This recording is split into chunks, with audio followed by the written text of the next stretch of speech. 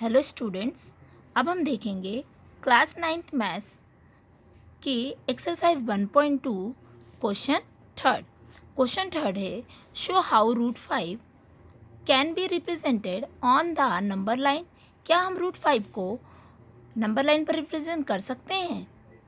तो आइए हम इसे देखते हैं। और यदि रूट 5 को हमें नंबर लाइन पर रिप्रेजेंट करना तो इससे पहले हमें इस पाइथागोरस थ्योरम देखना पड़ेगा।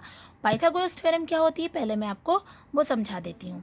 तो मान लीजिए कि हमारे पास एक ट्रायंगल है। कैसा ट्रायंगल है? राइट एंगल ट्रायंगल है। ए बी ओ, एक ये राइट एंगल ट्रायंगल है। बी ए ओ इस टाइप से बोल सकते हैं। राइट एंगल ट्रायंगल वो होता है जो 90 डिग्री का एंगल बनाता है। तो जो एक ज़मीन से लगी हुई जो लाइंस होती है उसे हम बोलते हैं बेस, और जिस पर जो सीधी स्ट्रेट खड़ी एक लाइन हो उसे कहा जाता है परपेंडिकुलर। एंड जो सीढ़ी जैसी तिरछी सी लाइन हो या फिर जो परपेंडिकुलर हो बेस से बड़ी हो उसे कहा जाता है हाइपोटेनियस। ओके, तो ये हो गई हमारे साइड्स के नाम। ठीक है, साइड्स के हमने नेम बता दिए। अब पाइथागोरस थ्योरम होती क्या है? तो इसमें जो होता है ये हाइपोटेनियस जो है इसका स्क्वायर, जैसा कि इसमें दिया देखिए हाइपोटेनस का स्क्वायर। हाइपोटेनस का नाम क्या था अपना? बी ओ या फिर ओ बी, तो ओ बी का होल स्क्वायर हो गया। फिर परपेंडिकुलर है हमारा, सॉरी बेस है हमारा ए ओ, बेस का नाम है ए ओ, तो बेस का स्क्वायर हो गया ओ ए का स्क्वायर। सेम ऐसे परपेंडिकुलर हो गया ए बी का स्क्वायर, तो ये हो गया हमारा ए बी स्क्वायर। अब यहाँ पर पाइथागोरस थ्योरम हमने जो ट्रायंगल लिया था उस ट्रायंगल में बोलेंगे, फॉर एग्जांपल जैसे हमारा triangle O A B is a right angle triangle. Right angle triangle, तो O B square equal O A square plus A B square by Pythagoras theorem. तो अब देखिए यहाँ पर हमने वैल्यू रखी है और वैल्यू रख के इसे सॉल्व किया है। अब वैल्यू कैसे रखकर कैसे इसकी वैल्यू रूट 5 आई है पहले ये देख लेते हैं। तो देखिएगा हमने रिप्रेजेंट किया रूट 5 को किसी नंबर लाइन पर, है ना। तो जैसे हमने एक नंबर लाइन ले लिया तो ये है स्केल, इसकी हेल्प से आप क्या कर लीजिए, एक लाइन ड्रॉ कर लीजिए। लाइन ड्रॉ कर लीजिए और इनके बीच का जो गैप होना चाहिए वो 1 यूनिट का होना चाहिए। तो जैसा कि मैंने थोड़ा डिस्टेंस में लिया है क्योंकि छोटा सा दिखाई नहीं देता। तो मान लीजिए मैंने ये स्केल है हमारा। स्केल पर ये 0 होता है, फिर 1 होता है, 2 3 इस टाइप से हमारे नंबर्स होते हैं। तो मैंने 0 लिया है और 1 लिया है और सिर्फ 2 लिया है। सिर्फ इतने ही 2 यूनिट्स लिए हैं बस, क्योंकि मुझे लाना है रूट 5 है। और रूट 5 कैसे आएगा ये हमें पता है, रूट 4 होता है ना। 2 का स्क्वायर रूट 4 होता है, तो 2 तक ही जाना है। इसके हिसाब से हमने ले लिया इसे। तो ये हो जाएगा 0 के बाद मैंने यहाँ पर ले लिया है 1, ये मेरी 1 यूनिट हो गई। 1 के बाद मैंने लिया है 2, तो मेरी ये 2 यूनिट्स वैल्यू आ गई स्केल के थ्रू। मैंने थोड़ा ज़्यादा डिस्टेंस लिया है ना। तो ये हमारे आ गया 2 यूनिट्स। अब जब 2 यूनिट्स आया तो 2 यूनिट्स मैंने क्यों बोला, आपको बताया कि रूट 4 लाना है, क्योंकि 5 है हमारे पास तो हमें 4 लेकर आना है। और यदि हम रूट 6 लेते हैं तो वो ज़्यादा हो जाएगा, इसलिए हमने क्या ले लिया यहाँ पर रूट 5, मतलब रूट 5 के लिए रूट 4 लिया। तो 4 के लिए हमारा पास आ गया 2, तो हमने 2 ले लिया। अब जो ओ ए जो लाइन है इस लाइन से एक परपेंडिकुलर डाला, परपेंडिकुलर मतलब एक सीधी लाइन, स्ट्रेट लाइन खींची। तो ये जो स्ट्रेट लाइन ड्रॉ की है उसका नाम दे दिया हमने बी। अभी कैसे लेना है, तो जैसे हमारे पास ये डिवाइडर है, तो देखिए हम यहाँ पर हमने ये लिया था 2 यूनिट की एक लाइन ओ ए ड्रॉ की थी, और यहाँ पर अब हम रखेंगे और 1 यूनिट स्केल से डिनोट कर लेंगे, ले लेंगे और उतना ही डिवाइडर से लेकर यहाँ पर एक आर्क ड्रॉ कर देंगे। तो ये हमारा एक आर्क आ गया, कितने डिस्टेंस का? 1 यूनिट का।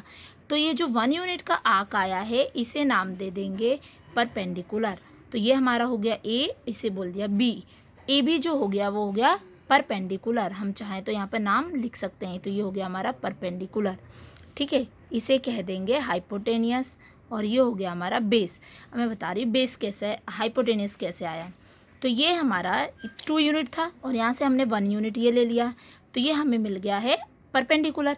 जब हमने ओ से बी को ड्रॉ किया ओ से बी को ज्वाइन किया तो हमें मिला एक तिरछी सी लाइन, और जो तिरछी होती है उसे मैंने क्या बताया था आपको, हाइपोटेनियस होती है, तो इसे हमने बोल दिया हाइपोटेनियस। तो ये हमें एक राइट एंगल ट्राइंगल मिल गया। अब राइट एंगल ट्राइंगल क्या है, तो ये हमारा 90 डिग्री का एंगल मिल जाएगा हमें। ये 90 डिग्री का एंगल है, इसे बोल देंगे 90 degree. This is 90 degree. Okay, ये 90 डिग्री है। अब √5 कैसे मिलेगा, तो क्या करना है हमें, जैसा कि ओ से हमने एक रेडियस लिया, अब मान के चलिए एक हमें सर्कल ड्रॉ करना है, तो हमने ओ बी को एक सर्कल मान लेते हैं, तो ये हमारे रेडियस मान लेते हैं। तो ओ बी जो है एक रेडियस हो गई। अब ये रेडियस ले लीजिए, यहाँ से इतनी डिस्टेंस पर ये हमने इसे क्या मान लिया, रेडियस है। अब ये एक रेडियस है, तो इसके अकॉर्डिंग सर्कल ड्रॉ करना है। तो देखिए जब आप सर्कल ड्रॉ करेंगे तो ये सर्कल ड्रॉ करेंगे तो ये जो डिस्टेंस आएगी, देखिएगा ये, तो ये आपने ये रखा और इससे इस तरह से ड्रॉ कर देगा तो सर्कल मिल जाएगा। तो हमें और ज़्यादा नहीं चाहिए, सिर्फ जो बेस है वहीं तक चाहिए। तो हमने ये जब ड्रॉ किया तो हमें एक पॉइंट मिला सी। इस पॉइंट सी को, ये जो पॉइंट हमें सी मिला है, इस पॉइंट सी पर हमें जो वैल्यू मिलेगी वो √5 मिल जाएगी। इसे ही बोलेंगे हम √5। अब ये √5 आया कैसे, तो जैसा कि मैंने आपको पाइथागोरस में समझा रही थी कि ये हमारी पाइथागोरस थ्योरम थी। इसमें ही ओ ए की जो वैल्यू है, देखिए ओ और ए कितनी यूनिट पे लिया था अपन ने, 2 यूनिट पे। अब 2 यूनिट कैसे, तो 2 यूनिट इस टाइप से, जैसे कि मान के चलिए हमारे पास एक नंबर लाइन है, ये नंबर लाइन है, यहाँ पर हो गया 0, ये 1 2 3, ये नंबर लाइन हो गई। इस नंबर लाइन पर या 0 से लेकर 1 तक 1 यूनिट हो गई, 1 से लेकर 2 तक 2 यूनिट हो गई। तो मतलब 0 से लेकर 2 तक की जो वैल्यू होगी वो कितनी होगी, 2 यूनिट। इसलिए 0 से यहाँ तक जब गए तो ये 2 यूनिट हुई। ओके, तो हमने ये 2 यूनिट लिया था। और ए से लेकर बी जो वैल्यू थी वो हमारी 1 थी, तो हमने क्या कर दिया, इसे 1 रख दिया। बट हमें ओ बी, ये जो हाइपोटेनियस, इसकी वैल्यू नहीं पता है, तो इसकी वैल्यू हमें फाइंड करनी थी। इसकी वैल्यू फाइंड करने के लिए हमने 2 का स्क्वायर किया, मिलेगा 4, 1 का स्क्वायर 1, 4 और 1 हो जाएगा 5, O B square equals to 5 आ गया।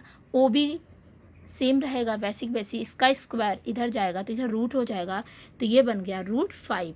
मीन्स ये हमें मिल गया √5। ओ बी की जो वैल्यू मिली है ये हाइपोटेनियस की, वो √5 हो गई। और यही हमारी रेडियस थी, इसी के थ्रू हमने ये एक आर्क से, मीन्स ये एक सर्कल ड्रॉ करना चाहा था। तो ये जो सर्कल हमें मिलेगा इस बेस पर ओ ए पर आगे की तरफ उस पॉइंट को सी नाम दिया, उसी पर हमारा √5 मिल गया है। तो इसी तरह से जैसे हमने इसे किया है उसका हमने कंस्ट्रक्शन के रूप में लिख दिया है। जैसे कि मैंने आपको बताया है कि take O B O A equals to 2 units and draw perpendicular.